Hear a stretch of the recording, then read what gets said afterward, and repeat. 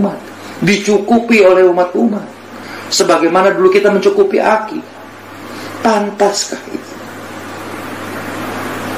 Coba kita berkaca diri, kita merenung, pantaskah kita mendapatkan penghargaan seperti itu? Layakkah diri kita menerima penghargaan seperti itu?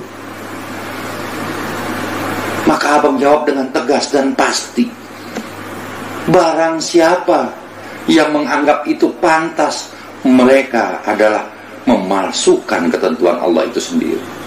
Mereka telah keluar daripada yang telah Aki ajarkan, yang telah Aki bimbing. Aki selalu mengajak kita, Aki selalu menyadarkan kita bahwa mintalah engkau kepada Allah, kepada Tuhan.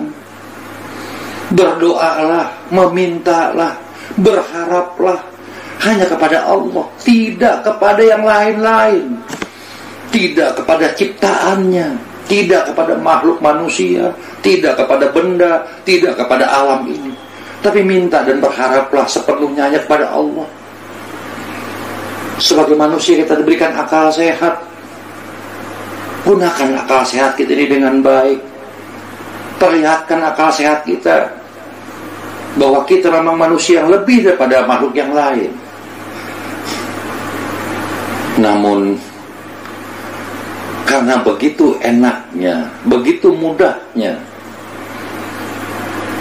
umat-umat datang membawa A, B, C, umat-umat datang mencukupi, akhirnya tanpa kita sadari kita terjerumus ke suatu alam. Alam apakah itu namanya?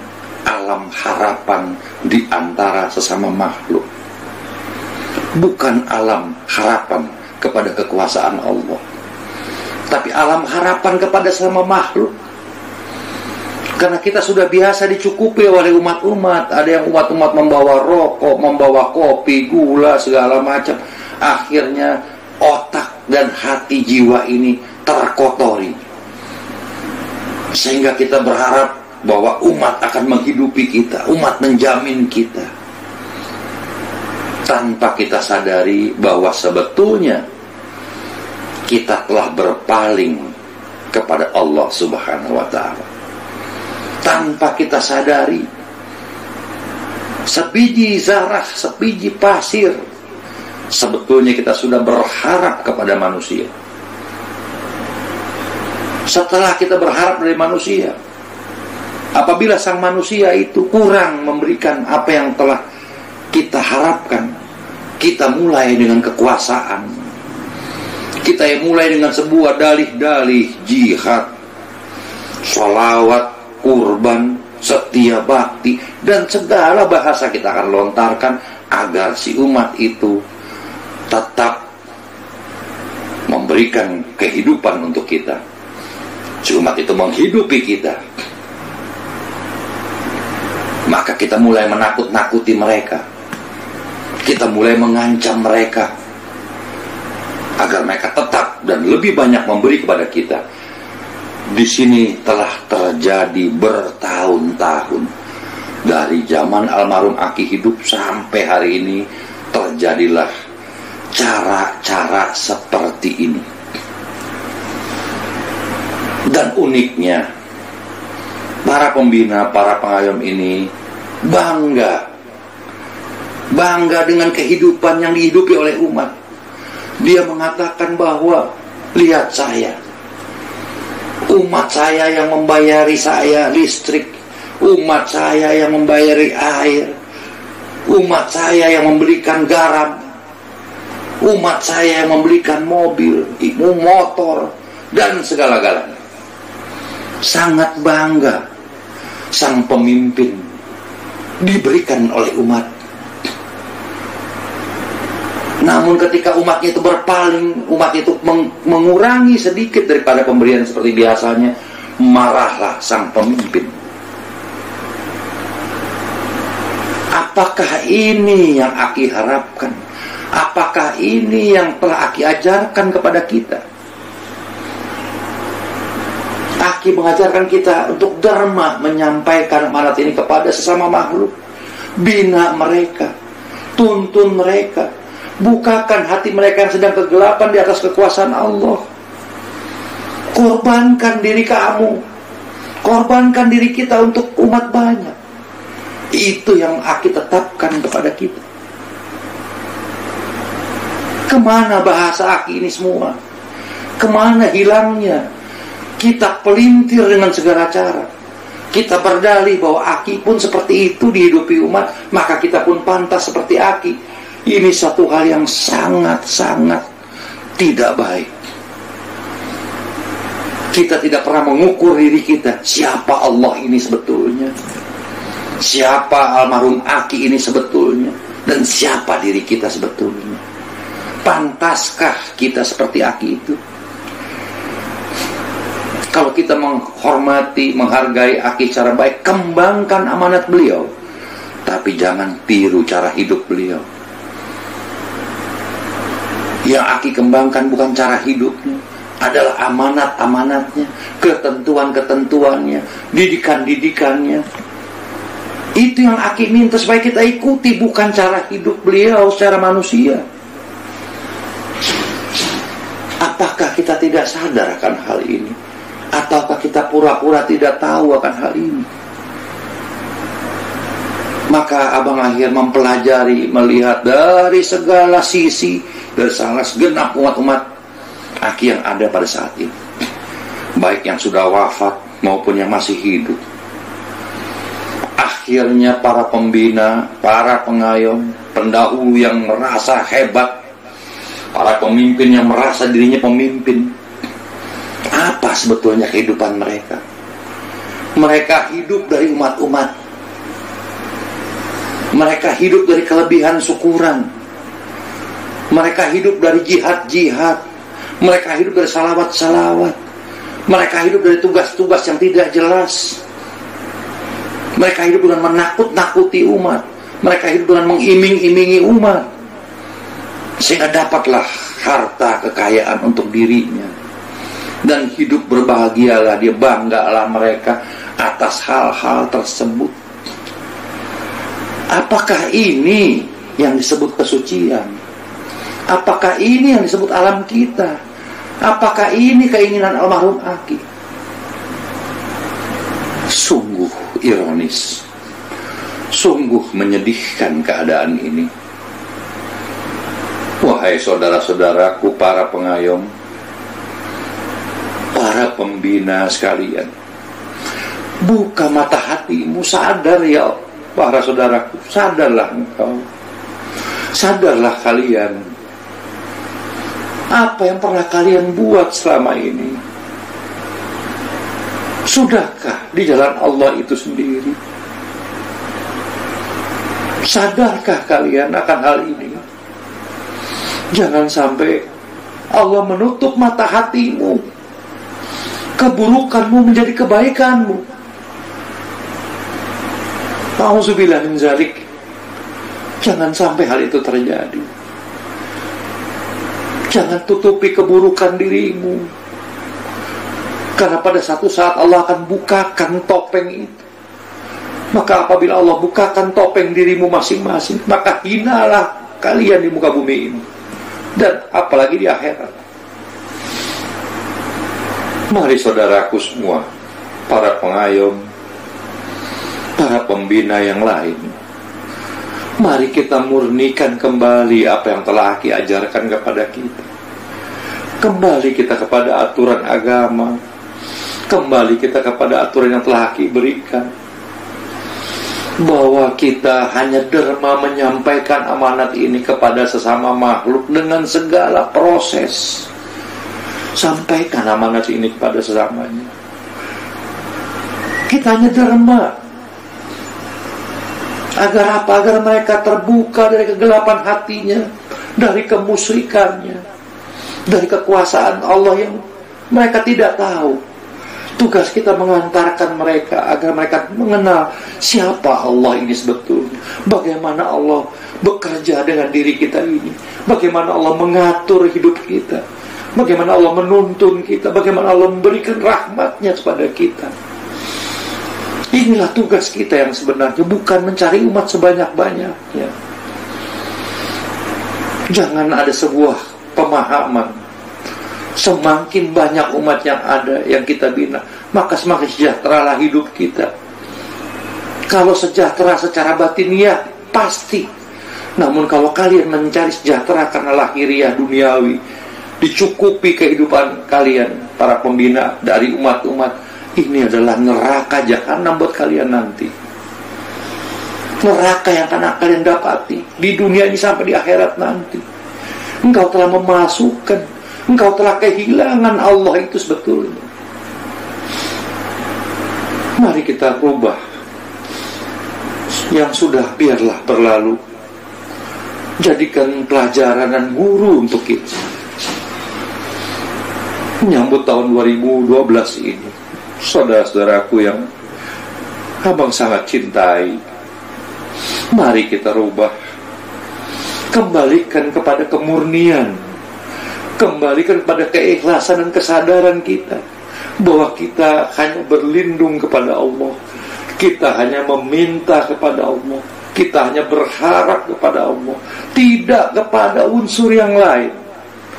Tidak ada yang lebih daripada Allah itu sendiri. Korbankan diri kita, korbankan diri kita untuk umat banyak. Itulah janji setia bakti kita kepada Allah. Dan kalian sudah ikrarkan itu kepada Allah. Buktikan hal itu. Jangan sampai kalian terlambat, maka penyesalanlah yang ada nanti. Lihat para sahabat-sahabat kita yang telah mendahului, banyak mereka yang belum sempurna kembali kepada Allah, belum sempurna membawa amanat Allah ini. Apakah kalian tidak takut akan hal tersebut? Memang hari ini kalian merasa bahwa apa yang telah kalian dapatkan dari umat-umat adalah sah dan halal. Toh ternyata kalian tidak dihukum Allah. Ternyata Allah malah menambahkan umat-umat, sehingga kalian merasa bahwa apa yang kalian buat sudah benar. Inilah sebuah penyakit yang sangat-sangat berbahaya buat kalian. Apabila kita salah dan masih merasa salah, berbahagialah umat-umat tersebut. Namun apabila kita telah salah merasa benar, auzubillah min zalik, kalian masuk ke perangkap, kalian masuk ke perangkat iblis. Wahai saudara-saudaraku yang abang cintai, tolong robahkan diri kalian. Bawalah amanat ini dengan baik, bawalah amanat ini dengan jujur. Apabila kalian tidak mampu, tinggalkan. Carilah nafkah di muka bumi ini dengan baik. Jangan kalian berkedok dengan kesucian, kalian berkedok dengan pembinaan, tapi kalian menumpang hidup. Maka abang pernah tegaskan berulang kali kepada kalian semua, kalau ada umat-umat datang memberikan rezekinya kepada kalian tanpa kalian harapkan, itulah rahmat dan rezeki dari Allah. Tapi apabila di hatimu, di pikiran kalian ada sebiji zarah, ada sebiji pasir di pikiran dan di hatimu, berharap dari umat-umat itu, maka itulah racun buat dirimu. Itulah perangkap iblis buat dirimu. Karena engkau akan kehilangan harapan kepada Allah. Engkau asik dengan harapan-harapan makhluk. Padahal makhluk itu ketika memberi, dia akan berkata ke kiri ke kanan, dan pemberian makhluk itu kecil. Tapi kalau pemberian Allah tidak terduga, tidak terkira oleh akal makhluk, dan Allah tidak akan membicarakannya kemana-mana. Allah hanya meminjam makhluk ke makhluknya untuk memberikan rezekinya kepada kita. Percayakah kalian semua akan hal itu? Abang hidup bertahun-tahun, ini abang bawakan selama ini. Mungkin kalian berpikir abang bisa berbicara seperti ini karena abang sudah kaya, abang sudah cukup, abang sudah lebih. Demi Allah tidak. Demi Allah tidak. Sejak dulu abang sudah terapkan hal ini. Sejak abang dulu berselisih dengan Aki, di situ abang terapkan kehidupan itu. Ya Allah, pada abang selisih dengan Aki waktu itu, maka abang tetapkan diri abang ini. Ya Allah, hamba tidak akan meminta kepada siapapun, tidak berharap kepada siapapun kecuali pada Engkau ya Allah. Kenapa? Karena hari itu Aki yang abang harapkan memimpin, beliau jauh. Maka tiada yang lebih dekat dari Allah itu sendiri. Maka disitulah abang menyerahkan diri total kepada Allah. Ya Allah, pimpin hidup saya ya Allah, bimbing hidup saya ya Allah, tuntunlah hidup saya ya Allah di atas kehendak Engkau. Jangan Engkau biarkan hamba berharap kepada makhluk-Mu, kepada ciptaan-Mu, kepada alam ini ya Allah. Tapi jadikan hamba ini yang berharap selalu kepada Engkau, selalu kepada Engkau ya Allah. Dan abang belajar pelan-pelan, sedikit demi sedikit. Kesalahan yang lalu abang rubah. Walaupun sampai hari ini abang belum sempurna, namun sudah abang rubah. Dan inilah kalian lihat hasilnya. Hasil yang sungguh indah. Apakah kalian tidak menginginkan seperti ini? Abang berharap kalian bisa melebihi abang. Kalian masih lebih muda, kalian lebih berprospek. Abang sangat berharap kalian mampu mengikuti jejak abang ini dan mampu melebihi abang secara pribadi. Sangat-sangat abang dambakan. Wahai para pengayom, para pembina dan sahabat-sahabat, saudara-saudaraku yang tercinta, inilah letupan kalbunya abang ini. Ungkapan abang ini, abang terpaksa abang ungkapkan.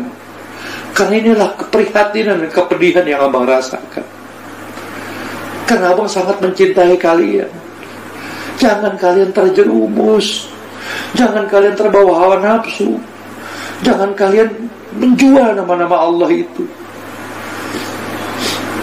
Namun kalian bisa lebih baik, bisa lebih berpasrah diri, bisa memperlihatkan kelebihan kepada sama makhluk.